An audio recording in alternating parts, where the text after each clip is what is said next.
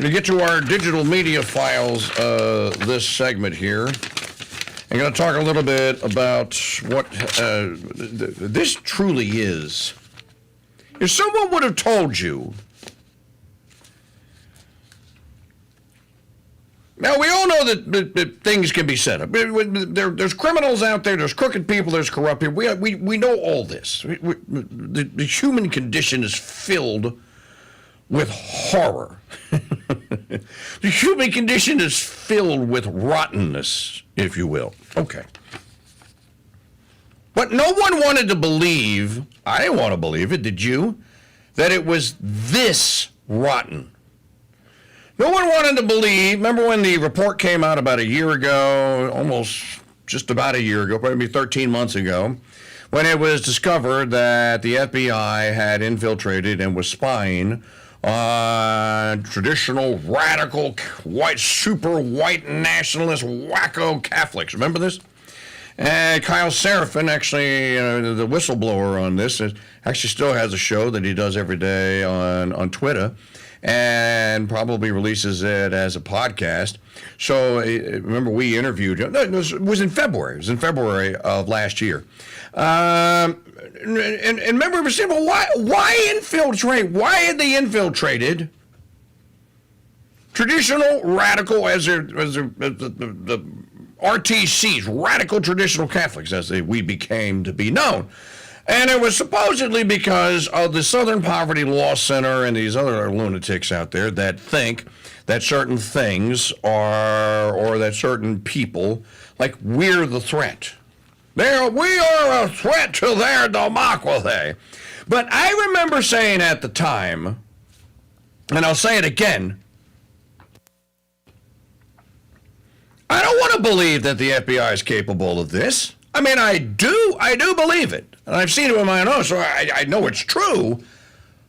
But does it mean that I want it to be true? I think some cynical people out there actually want this stuff to be true. They want to be hunted. They want to be the enemy. I don't want to be the enemy. Believe me, I've spent the first 5 months of this year as an enemy to some. I don't want to be the enemy. I just want peace. We wave the white flag and go, like, no, let's all hug and be friends. Yes, we're one big happy family. I don't want to know that what certain people have been saying for the last 40 years is actually actively and practically true. That the government of the United States of America is this pathetically corrupt. And Phil, I mean, basically, you now have the federal agencies making their own criminals. Let me try to flesh this out. We weren't criminals. I'm not a criminal. She's not a criminal. Mike Parrott's not a criminal that I know of. Kidding. Radical, traditional Catholics aren't criminals. Well, some people we may be. But to justify their existence, I guess, the Federal Bureau of Investigation needed to make us into criminals. And so they fabricated a case, sowed the seeds of paranoia, used a fake authority, which is the Southern Poverty Law Center, which is as fake of an authority as has ever existed. Used another group, I forget who it was, but the SPLC and another group, to substantiate that, yeah, these guys want to kill everyone. They want to take over. They're sitting there counting their munitions and their guns, and they're getting together in their little militias and this and that and the other, and we're conspiring, so we're criminals. We are the equal, and maybe we are even superior in their minds to the Epiphany, those who took selfies on the Feast of the Epiphany in 2020. So they made criminals, just like they made criminals out of the children and the women at the Branch Davidian compound. Those women and those children weren't criminals. They didn't steal anything. The kids that were there didn't even know speaking of the guns, the kids that were there didn't even know probably didn't know what or where the guns were. They made them out to be criminals. They had you so they could kill them. But this one takes all of the cakes. And I always go back to that November day in 1963 when they made it official that we the people don't run a damn thing. The state runs it. When they killed President Kennedy, when JFK was assassinated, it all ended that day. Well, for all practical, or as Jen Psaki with Peppermint Psaki would say, for all practical intensive purposes, it ended that day. Now let's fast forward to 2022. The FBI is now saying, and the Injustice Department, led by this scarecrow-looking creep, Merrick Garland, is now saying that Donald Trump, the guy from The Apprentice, the dude who gave directions to Macaulay Culkin in Home Alone 2? Hey, mister, which way is the plaza? Go right over there, young man. It's right over that way. It's right over that way. He's a beautiful kid. He really is. It's a great movie. It's a wonderful movie. It's a beautiful movie. They let me in it. I was in it. The man that was president for 4 years, the man that they tried to sham peach twice, not once, but twice, is a criminal. Well, it has to be true. Merrick Garland, the Attorney General, told me it was. Has to be true. The White House spokesdunce told me it was. It has to be true. The regime leader himself told me. You see where I'm going with this? The Federal Bureau of Investigation was created in 1908. It was created to investigate feds. It was created because the little thing, as Chris Ferrara calls it in his Liberty the God That Failed book, when the acorn became the oak, as the oak was growing, many people were like, hey man, you need to slow this thing down, dude. This federal monster is becoming a monster. It's going to eat the states. These people have way too much power. This is back before even the Fed was created. And so the Federal Bureau of Investigation was created because there were nefarious actors inside the general government, and there was enough power then concentrated in Mordor on the Potomac, the monster perched on the banks of the Potomac River, Mordor on the Potomac, as I call it. There was enough power concentrated there for them to actually do something about this, or to do bad things. So they began making criminals. But he goes back even further than that. If we really want to be honest, the radical Republicans of 1858, 1860, 1862, and all the way up to the turn of the century, while they held power, the radical Republicans made criminals out of the entirety of the South. The Confederacy was filled with criminals.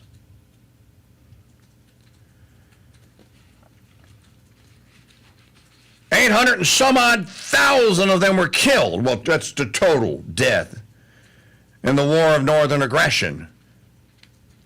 But nothing could have prepared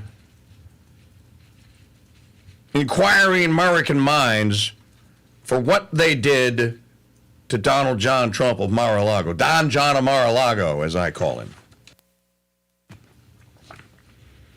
At the end of the day, right now, Trump is the same as you and I. He gets more security clearance briefings than you and I get, but he is, at the end of the day, he's a citizen with a Secret Service protection detail.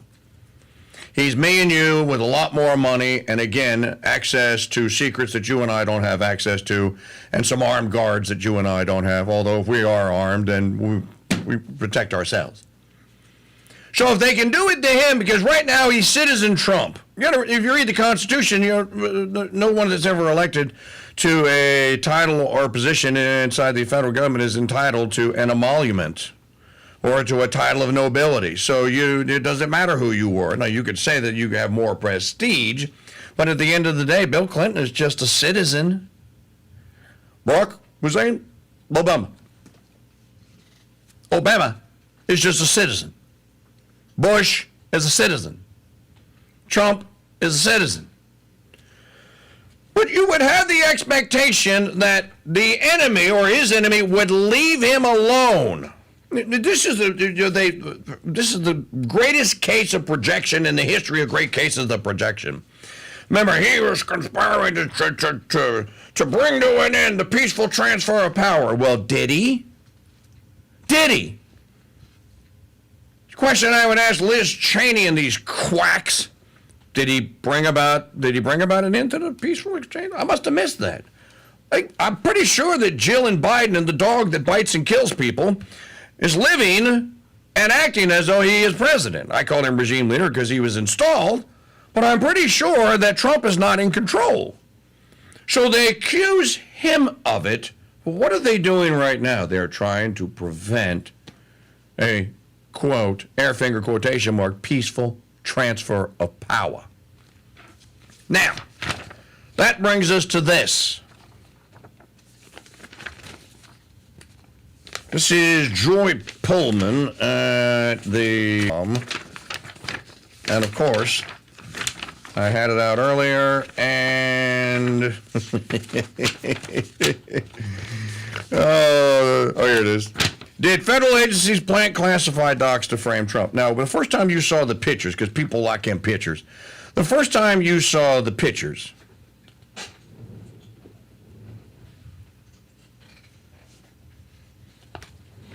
did you think what I thought? I went, wow, Trump left those documents on the floor, face up, with the text facing correctly, so that I could see top secret on all the documents. Man, this guy's an awesome criminal. If you're a crime fighter, there's no need to fear. The FBI is here, ma'am. This Trump guy's going to turn out to be the best criminal we ever went after. He left all the evidence exactly as we needed it. He even put it in the right place. He even had the lighting. The lighting was good. They went, no, a little to the left. Ah, right there, stop. Turn that one, five, keep, stop right there.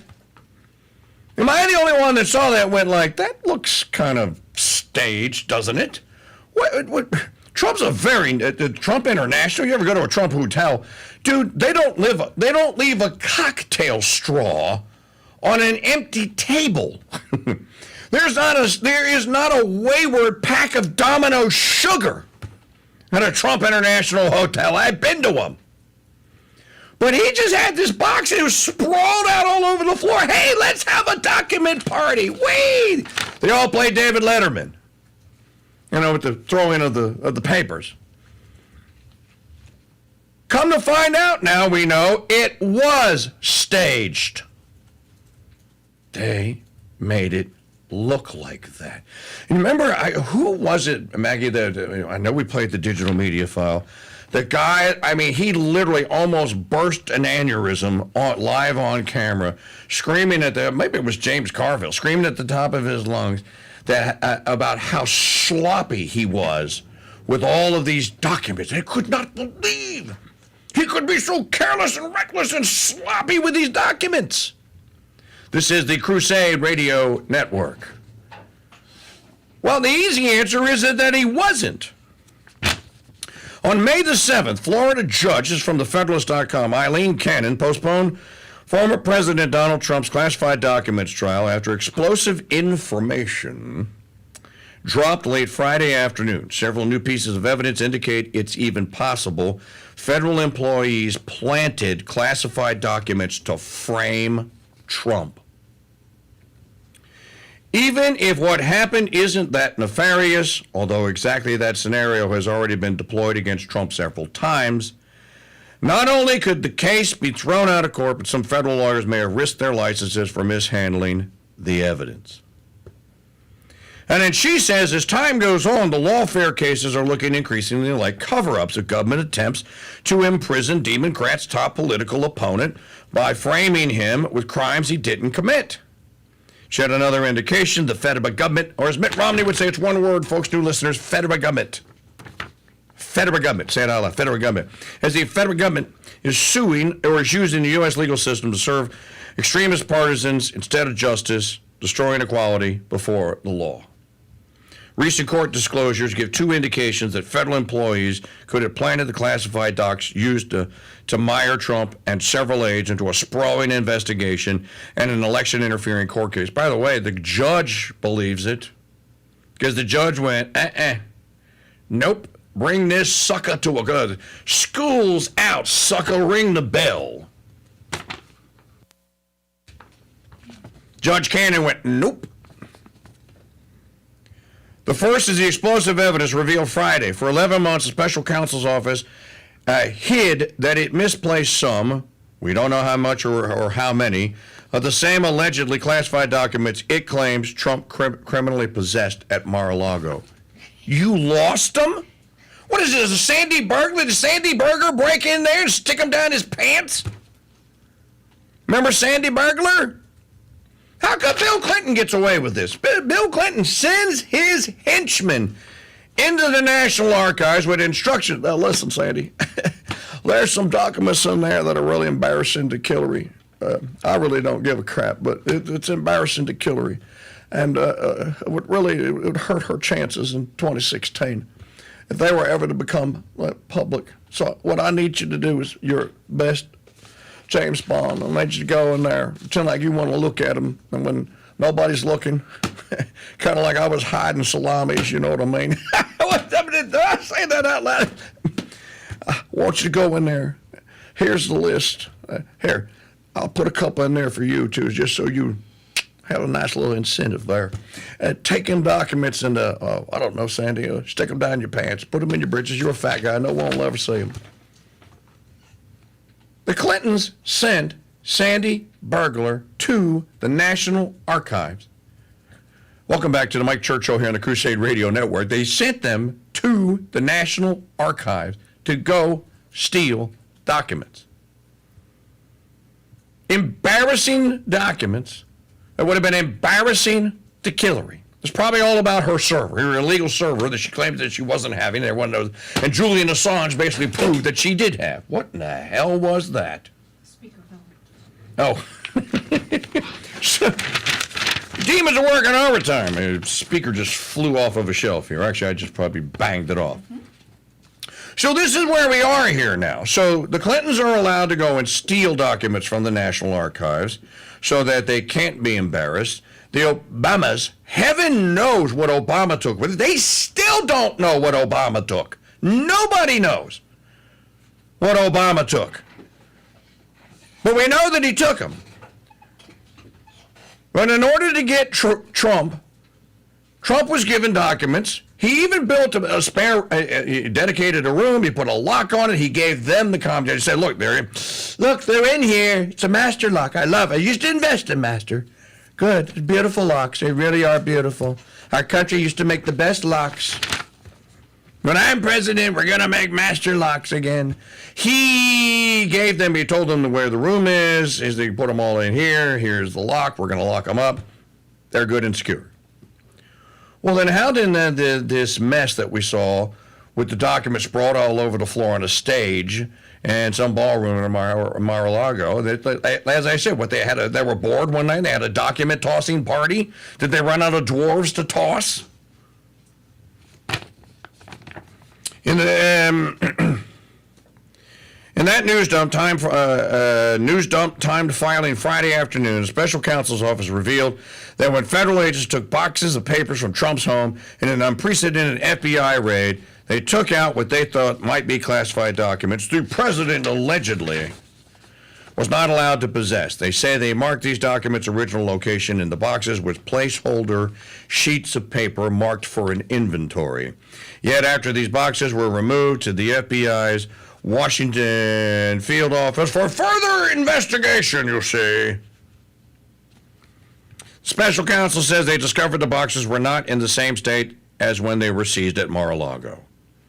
When attempting to piece the boxes back together, the special counsel's office said, in many but not all instances, the FBI was able to determine which document with classification markings corresponded to a particular placeholder sheet.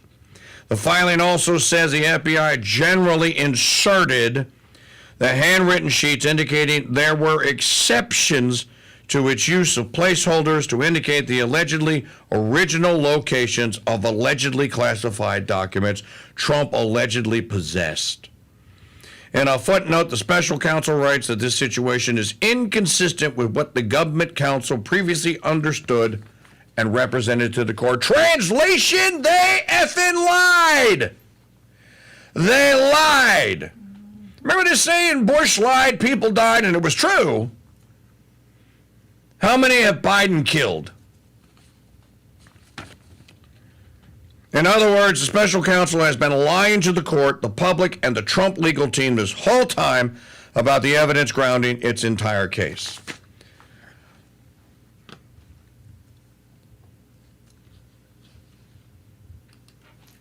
You know what ought to happen here? This is what ought to happen. I say we take off and nuke the entire site from orbit. It's the only way to be sure. I must say, I don't want there to be another federal election. I don't wish to participate in it. I am currently being hounded, as I'm sure many of you are, by the IRS. I want to